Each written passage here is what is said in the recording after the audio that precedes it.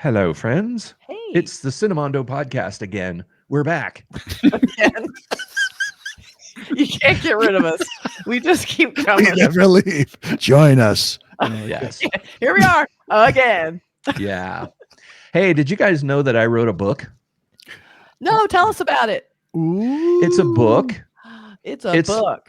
It was, I don't know if you guys remember, there was a huge writer's strike out here in LA in the film industry. The film industry shut down. Yep. Shut down. No work for nobody, and everybody was trying to figure out what the hell to do. Yeah. And I figured, you know what, I'm going to use this time. I wrote a book. It's got a lot of words. It's 100 movies, not necessarily my 100 favorite movies, but I decided to just start with 100 movies that I could think of that I think are important.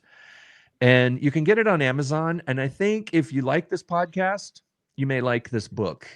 I kind of try to take a different approach to movies as far as like how, I mean, you've read a million reviews of a lot of these films. They're kind of standard picks, but some of them, but I try to kind of push into like what it is about these films. Why do we love films? What's the deal? What are movies in the first place? Very cool. It's an interesting take, and Burke brings his own sort of viewpoint into why this film, which you may or may not have heard of, is worth seeing. So check it out. It's a great read, highly recommended. Very fun. Support the podcast and Burke by buying the book. Yes. Yeah. Still buy books. Books are good. Books are good. Needs to do his audio version of this book. A nice solid book in your hand is a good thing. Yes, it is. Yes, it is. It's very cool.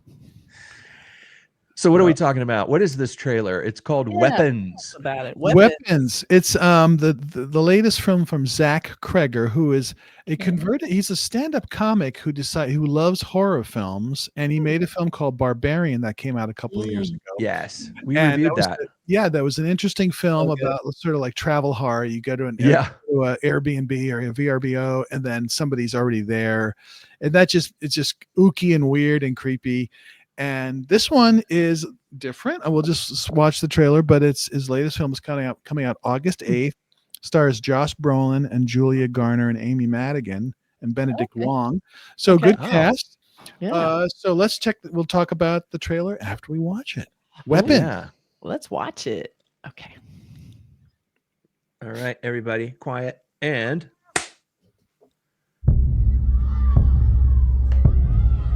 This is a true story that happened in my town. So this one Wednesday is like a normal day for the whole school. But today was different. Every other class had all their kids. But Mrs. Gandy's room was totally empty. And you know why? Because the night before, at 2:17 in the morning, every kid woke up, got out of bed, walked downstairs, and into the dark. And they never came back. I don't understand at all. Why just her classroom? Why only hers? Where are our children? We have a lot of emotional parents here. I think it's best if you keep some distance from this place.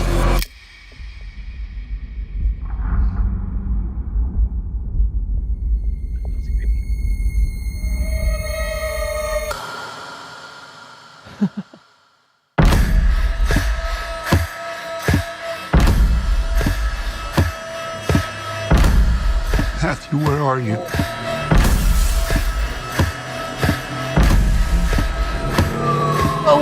Where did you go? What? Whoa. Holy shit. This is where the story really starts. Another open door. Barbarian. Wow, that looked pretty cool. See, what I like about this original concept, I've never seen quite like it. And that was the same thing, I think, why Barbarian worked. It was just this new concept. It felt very fresh.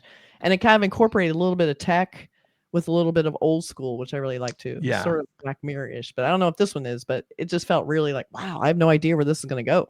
Like, really well, like wild. Mark said, Barbarian was like a travel horror, which, Mhm. you know, if you've ever traveled and you have these thoughts like, oh my God, what if we show up? And I just had this happen recently where I went on a trip and I arrived really late at night and went to the hotel and they didn't have my information. It's like, Oh, so terrifying. I'm at the middle of the night. I got a rental car and a suitcase, and that can, I mean, it sounds like, oh, poor baby, you know, you can find a place in the town, but it still feels, because I was by myself at that point in the trip, and those kind of things address these issues that we all feel when we travel, because we're out of our safe zone. We went away from our home and we're now in someone else's world.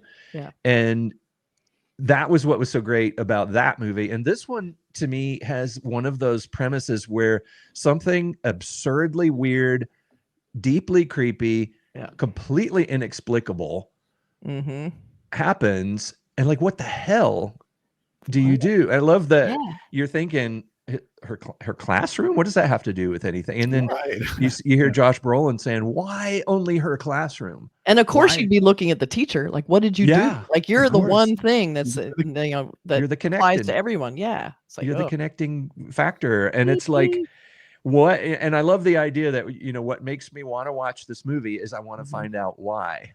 Right. Yeah. It's a good trailer because it sets it up, and you have Julia Garner, who's really great in everything. And you really kind of feel for her in this, and just like she knows, why is this me? Why did it happen to my beautiful little kids in my first grade class or whatever it is, you know? So it's a cool setup and a cool trailer, and it makes you want to see more, which is what a trailer is supposed to do. Yeah, it's got a lot of emotion, because like at first you're like, you know, we get the horror movie set up, everyone's gone, you know, the little storytelling, and then we go into like everyone's disappeared, but then we get the heartbreak. Like, you can imagine you as the parent, like, oh my God, where is my child? Like, and Josh Brolin's so great. Have him like breaking down, and he's just like agonizing, and he's so angry and scared for his child. And you bring that into it, it gets a whole other level of like, ooh, goosebumps, because you're like, what's happening to these kids out there, and why are they all together, and why are they all missing? Like, there's just some kind of extra with that. Like, I thought that was really well done. It's something that could never, you feel like this could never really happen, but then you're in the context of the film, you're like, this thing happened, and same what thing. the hell? I love those kind of stories. And usually, like, you know, kids, you know, in scary movies doesn't quite work, but it's different here because they're missing. So it's really the fact that they're gone is what's terrifying. And at the very end of the trailer, you know, they show this picture of this open door, and this is where it starts. You're like, oh, okay, I want to know what's going on here. They all go in that house, like, and then they also did the super quick cuts at the end where you're just getting flashes of like disturbing imagery. Stuff, They're like, is that like what you think's happening to your kids? Is that what's actually happening to the kid? Like, that was really effective. I got my eye on this guy, this director. Yeah, it's cool stuff. One thing that I don't react well to is children looking scary in movies, like the kids with the makeup and the contact lens kind of thing, and they're kind of like, those. It's making those horror movie faces and things, but it's just a dream, I think, in this one. It looks like a dream to me. Right. But the other thing about this movie, when the trailer started, your mind, you know, it's an undercurrent to this film. Your mind goes to all of the horrible things that we've seen happen in schools with children, especially now, as far as the school shootings that we've had to witness and endure. And that's the kind of thing that kind of comes, you know, you can't help but have that in the back of your mind when you see some tragedy happening to a bunch of kids in a classroom at a school. And so I think there's an undercurrent of uneasiness to this trailer because that was my first thought, sadly. Right. Yeah, that's true. But I mean, I think that is because of the escalation of fear around schools now. They don't feel safe. It's like every time you send your kid off, it's out of your control. They're off. You know, that's something really scary. So I think that's really smart to build a horror movie around it, because there's that lack of control that you sent your kid off to school. Everything seemed fine except for one classroom. Why? What? Like, it's the loss of control and like where your child is terrifying. And so it's like any kind of story where somebody goes missing and they don't know where they are. Those are that's another genre in itself, is the missing person horror or thriller. Because your mind fills in the blanks with way worse, probably. Like, and the idea is sometimes this one doesn't seem to have it, but there's a lot of times, like an old example is a really great movie called Bunny Lake is Missing, where a woman takes her little girl to school, and when she goes to pick up her little girl, all the kids are coming out, but her little girl Bunny doesn't come out, and she goes in and says, I'm looking for my daughter.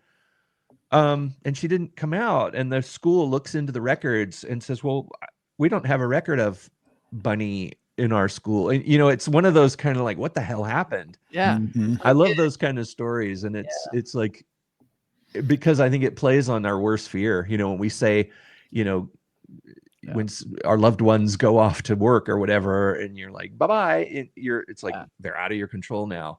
Out of your control. Like Mark was saying. Or the running down the street.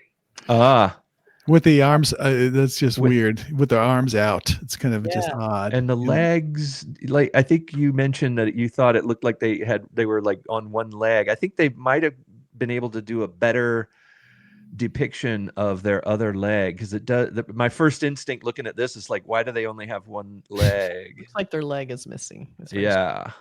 And also there's a few things in this. We have the red, which kind of calls back to the Barbarian poster. And then you have the whole copy line from that first thing. I can imagine being like designing this poster and they want this copy line. It's like, it's so much type. Yeah. But they made it work. It's like, this is a teaser. It doesn't have a building block. But I do think that, building that street, you would not believe how hard it is. To build that suburban street. Doesn't exist. It's really hard to find. I don't know why, but anytime you have to show someone go down a street, you think that would exist.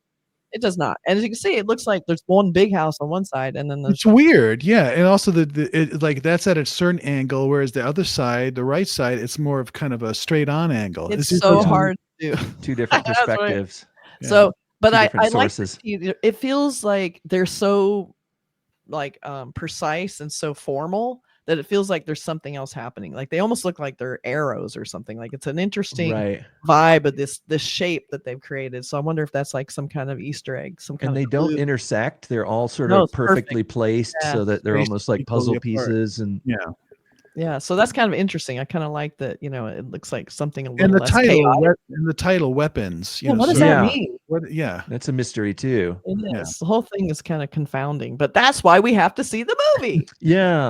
Like you said, all that text, it's almost like somebody decided, let's use that entire opening dialogue on the poster. And I think the sense that they're trying to convey there is this almost like a fairy tale. Like once upon a time, there was this, kind of like they're telling a story. Like here's the beginning of the story. And then they were gone, Yeah, that's very cool. I like that. Yeah. Because it's about kids and bedtime story and right. So who knows? Because Barbarian was completely unpredictable, took weird turns. Yes. No idea where it's going to go. This is probably going to be similar, where I have no idea where it's going to go. It's going to be an adventure. Well, there were some quick cuts in that trailer that looked pretty disturbing. Like people were doing things like there was something going on, something really stabbing their own, like they're in a trance, like stabbing their own faces with a pencil or something, and then someone got hit by a car. All kinds of weird shit was happening. Looks pretty interesting. Crazy. Yeah, so very excited to see this one. Yeah. It's a summer release, August 8th. Weapons. Maybe we'll get another trailer, but I hope not. I hope that's enough. Just I really see the movie. Don't give it away. Don't give it away. I know what you mean. It's the kind of movie where I don't want to know any more than that. That's enough. Right. The trailer makes me want to see it. I don't need to know anymore. I want to see it. See it cold. Yeah. Well, I mean, that's how I think why the Barbarian trailer worked, because it just did that initial setup, which was already creepy, except the fact is Bill Skarsgård, who is the opposite. Well, he is creepy, but he's not. So if he was the one answering the door and you're like, you can stay here, you'd be like, yeah, good idea. They had to make it seem appealing in some weird way. Like, weren't you Pennywise the clown? Yeah. Except that, if it was the actor Bill Skarsgård, you'd be like, oh, you're an actor. I saw that. I don't know. Anyway, but he did look normal. Anyway, yes, that's Bill Skarsgård. He's not in this. No, but like you said, that was a really good. That was a good premise. Good setup. Just like this one, it seems like this guy's got the premise idea thing going. What if you? I love those kind of stories that they set you up. Like, here's something that happened. Yes. It's like he's a fan of Richard Matheson or Rod Serling. Yes.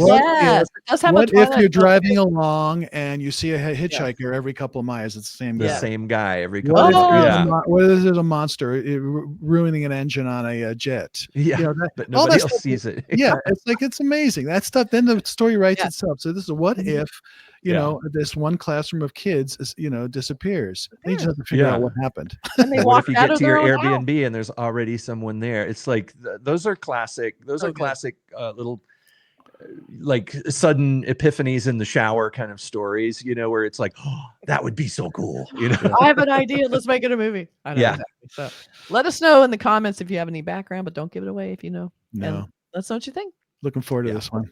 Thanks, guys. See ya. Bye, everybody.